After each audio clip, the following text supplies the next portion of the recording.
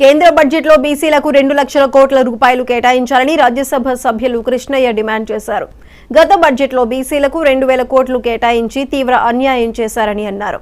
కేంద్రంలో బీజేపీ మూడవసారి అధికారంలోకి రావడానికి బీసీల పాత్ర ముఖ్యమని వ్యాఖ్యానించారు.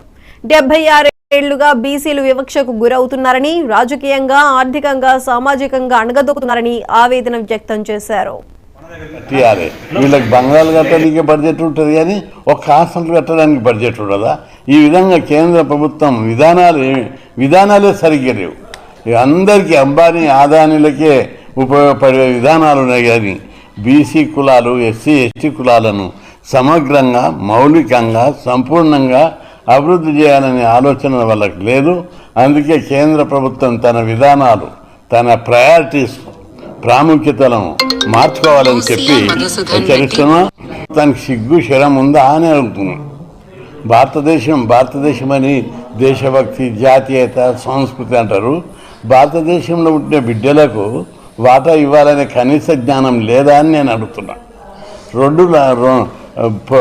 మొన్న వర్కౌట్ చేస్తున్నది అలా కొందరు చెప్పారు.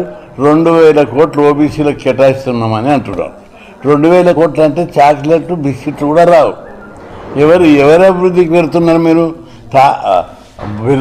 టాటా, బిర్లా, అంబానీ, ఆదానికేమో 1,000 కోట్లు, లక్షల కోట్లు